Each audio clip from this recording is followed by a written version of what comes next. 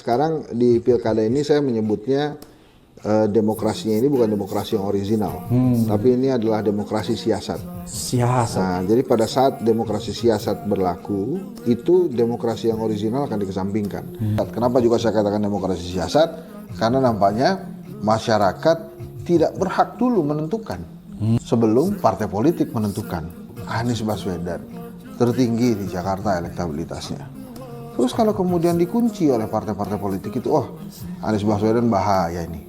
Di 2029 bisa mengancam jago-jago saya. Nggak usah kita calonkan. Kan kalau rakyat marah gimana? Perhitungan saya dengan demokrasi siasat, Anies kalau akhirnya ikut di Jakarta itu sangat mungkin bersama KIM.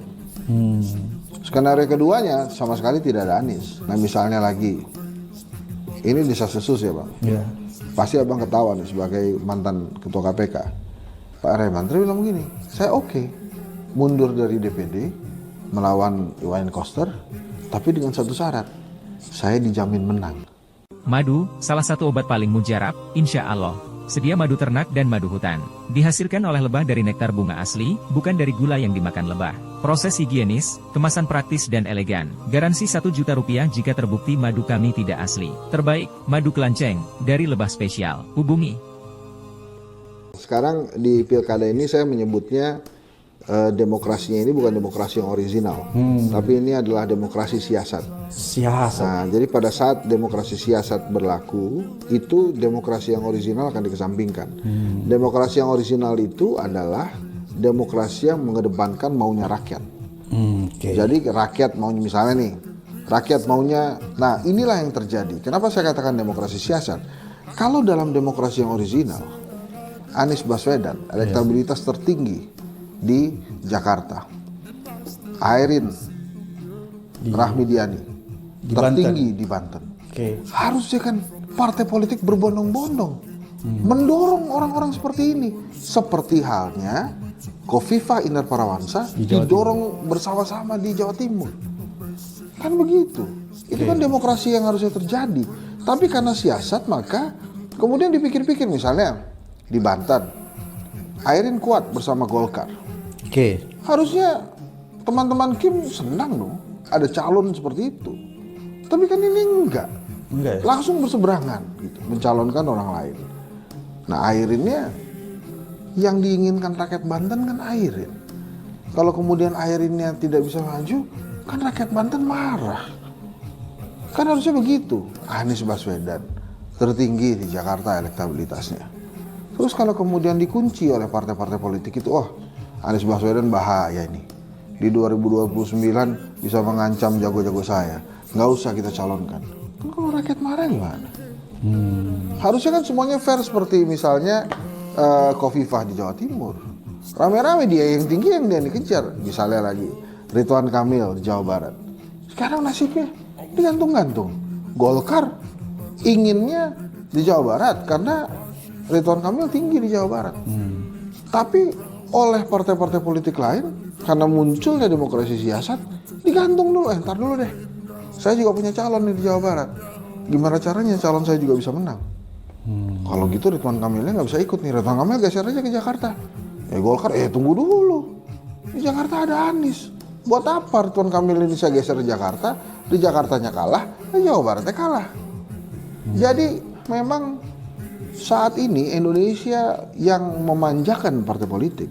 Jadi artinya silakan partai politik yang boleh mencalonkan, silakan partai politik yang boleh mengusung. Ini juga ternyata berimbas tidak terlalu baik ke demokrasi. Ya betul ada independen. Cuma independen ini sulitnya pakai kuadrat 5. Mengumpulkan KTP, ada verifikasi faktual, ada verifikasi administrasi di awal gitu ya. Nah, sehingga memanjakan partai politik sebagai satu-satunya instansi yang bisa mendorong calon-calon kepala daerah, akhirnya berimbas kepada proses demokrasi itu sendiri. Misalnya di Tangsel, ada Benyamin Daphni dan wakilnya kuat di Tangsel. Tiba-tiba muncullah nama Marcel Widianto tiba-tiba sebagai wakil wali kota. Wali kotanya namanya Ariza Patria. Kan rakyat Tangsel juga berpikir, terutama warga Jakarta kan juga Ariza Patria kan wakil gubernur saya waktu itu. Kenapa dia kemudian maju di wali kota Tangsel?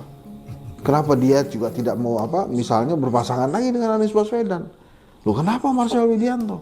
Kan nggak bisa ini, kenapa? Karena yang menentukan adalah partai politik. Sementara partai politik yang berkuasa ini nampaknya memiliki kemauan-kemauan yang memang belum biasa kita terima sebagai rakyat. Oke, berarti kalau kita lihat pertarungan di pilkada ini masih agak mirip-mirip dengan pertarungan waktu pilpres ya?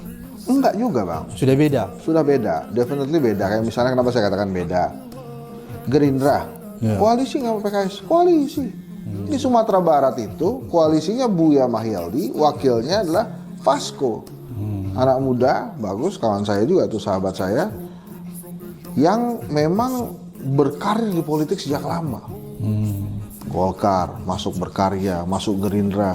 Sekarang karena keberhasilannya membina konstituen dia di Gerindra di Sumatera Barat, dicalonkan sebagai wakil gubernur. Jadi memang tidak sama konstelasinya. Jadi ini semuanya konstelasi kepentingan sekarang. Makanya saya katakan demokrasi siasat. Kenapa juga saya katakan demokrasi siasat? Karena nampaknya masyarakat tidak berhak dulu menentukan sebelum partai politik menentukan. Jadi ibaratnya makan malam kita apa nih? Tunggu ya. Belum ada kabar dari dapur di belakang. Nanti kalau sudah dihidangkan baru silakan dipilih mau yang mana. Jadi makanya demokrasi siasat juga terkadang tidak sesuai, tidak mulus gitu ya, tergantung dari apa yang terjadi. Itu maksud saya adalah yang ada yang lucu itu menurut saya salah dua contohnya itu adalah Anies Baswedan di Jakarta dan Airin. Begitu tinggi elektabilitasnya. Satu lagi misalnya ada yang namanya Sahrudin Kota Tangerang. Wali kota tinggi sekali elektabilitasnya hampir 70%. Tiba-tiba muncul Valdo Maldini dan saya lupa namanya siapa. Itu kan buat saya kok bisa begitu ya, padahal Sahrudin Golkar kan harusnya teman-teman KIM yang lain juga mendukung lah, tapi ini lebih pilih memisah gitu, memisahkan diri dari KIM, mencalonkan diri sendiri. Nah itu kan artinya memang pertanyaan abang yang pertama, apakah konstelasi pilpres sama dengan pilkada, langsung terbantahkan kalau kita melihat konstelasi di Banten, kita melihat konstelasi di Sumatera Barat misalnya. Jadi berarti pilkada ini ada 3 yang berhadapan ya, Jokowi, Prabowo, dan Ibu Mega. Bisa jadi begitu bang. Surya Paloh enggak? Nah itu Surya Paloh menurut saya dihitungnya Prabowo aja, atau di Jokowi ikut-ikut aja mana yang lebih. Jadi berarti cuma ada 3 kekuatan besar ya? Kalau menurut saya malah ya sekarang ini Pak Prabowo masih bersama Pak Jokowi kan. Mungkin nantilah yang abang bilang 3 kekuatan besar itu setelah Pak Prabowo dilantik jadi presiden. Maka akan begitu. Berarti Anies masih berhadapan dengan Jokowi ya? Nah itu menurut saya kan tadi Anda bilang itu kayak Airin sama Anies kan? Ya, kalau Anies Baswedan itu menurut saya di Jakarta, perhitungan saya dengan demokrasi siasat, Anies kalau akhirnya ikut di Jakarta itu sangat mungkin bersama KIM.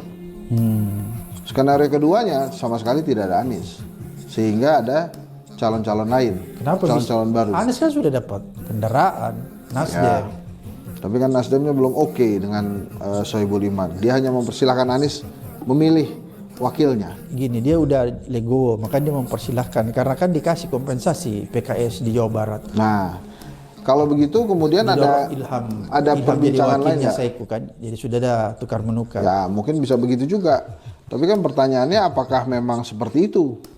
Apakah kemudian diizinkan gitu ya, quote and quote nih ya, oleh Pak Prabowo dan Pak Jokowi. Jadi sih saya melihatnya Anies Baswedan mestinya dia maju. Airin juga mestinya dia maju. Karena warga marah loh. Warga marah loh bang kalau jagoannya nggak ada. Lah gimana? Tiba-tiba Henry Satrio gitu muncul. Ini orang siapa? Saya maunya Anies Baswedan kok. Tahu, kita kenal Henry Satrio ini pengamat. Iya, tapi kan bukan sebagai sosok yang memang diunggulkan sebagai gubernur gitu. Jadi memang perkembangannya seperti itu sekarang. Nah misalnya lagi, ini desas-desus ya bang.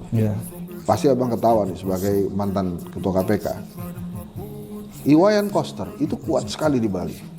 Pasangannya saya dengar dengan Bupati Badung Pak Giri, PDI Perjuangan, kandangnya PDI Perjuangan. Kemudian ini desas-desus ya, ada lawan Koster yang mau maju. Kalau saya tidak salah namanya Pak Ray Mantre. Saya dengar begini, Pak Ray Mantre sudah masuk DPD. Dia didorong oleh partainya Golkar dan Kim untuk maju melawan Iwayan Koster di pilkada. Pak Ray Mantre bilang begini, saya oke mundur dari DPD melawan Iwayan Koster, tapi dengan satu syarat, saya dijamin menang. Coba bang, dalam sebuah situasi demokrasi di Indonesia, ada pihak yang saya oke maju, cuma tolong saya dijamin menang. Jadi abang tuh udah ada yang ngedeketin tuh, bang nanti kalah ya sama Hensat ya, gitu-gitu loh. Jadi itu pola di pilkada yang terjadi ya? Iya, jadi kan itu kan semuanya sebuah siasat. Mana mungkin dalam sebuah demokrasi yang menyerahkan suara kepada rakyat, kemudian ada yang minta jaminan untuk menang. Oke. Itu artinya sebetulnya menurut saya Ray Mantre sebenarnya menolak secara halus. Kan sudah masuk DPD, sudahlah saya sudah masuk DPD. Tapi kalau kalian maksa juga, saya oke, tapi tolong saya dijamin menang. Itu kan menarik tuh. Ada hal baru ya. Bagaimana seorang calon oke kalau maju asal dijamin menang. Itu kan seru juga tuh. Apakah menurut Mas Henry akan banyak kejutan-kejutan di pilkada kali ini Saya yang rasa tidak enggak. terduga? Saya menduganya, Seperti pilpres. saya menduga banyak kota kosong. Dan pilpres kan bukan tidak terduga, itu juga justru sangat terduga. Begitu ada Gibran di situ ya artinya Jokowi ikut serta ya, siapa yang ada Jokowinya ya menang lah. Kan itu kan secara politik mudah saja dihitung gitu ya. Hanya saja kan memang ya kita berdua sebagai pengamat, sebagai analis, sebagai aktivis kan pastinya menjaga hal-hal yang tidak boleh dilakukan waktu pilpres kan. Tapi ya sudah selewat, sudah terjadi. Nah, bagaimana dengan yang terjadi di pilkada? Apakah akan begitu juga? Nah, marilah setelah saya ajak tadi abang ke Bali, tadi kan udah Jakarta, Banten, Jawa Timur, Jawa Tengah, Jawa Barat kita sudah bahas. Kita ke Bali, ya, marilah kita ke Sumatera Utara. Ada incumbent namanya Edi Rahmayadi. Sampai hari ini belum dapat kendaraan. Kenapa? Karena semuanya masuk ke koalisinya Bobi Nasution yang juga belum punya wakil. Bobi Nasution famous lah, dia sudah. Jadi kelihatannya Edi Rahmayadi ini juga sama dengan nasibnya Airin gitu ya? Mirip-mirip. Dia bisa berharap pada siapa? Airin orang partai bang, masih agak aman dia. Edi Rahmayadi ini bukan orang partai. Satu-satunya kans dia bisa maju lagi itu bersama PDI Perjuangan yang punya golden ticket di Sumatera Utara. PDI Perjuangan bisa dorong sendiri tuh, Ahok misalnya bisa. Jarod Saiful Hidayat lagi bisa. Nah, ini Edi Rahmayadi lagi deg-degan nih. Mau nggak si PDI Perjuangan ini mendorong dia? Tapi kalau kita lihat semangat PDI Perjuangan adalah head to head dengan Jokowi, kelihatannya Edi Rahmayadi bakal tidak dapat tiket tuh dari PDI Perjuangan. Jadi menurut analis Mas Hensat, pilkada ini masih jelas ya pertarungan antara kubu Ya, Ibu PDI Mega, Perjuangan, Ibu Mega dengan Pak Jokowi. dengan Pak Jokowi ya, Iya. dan Anies 3 ya.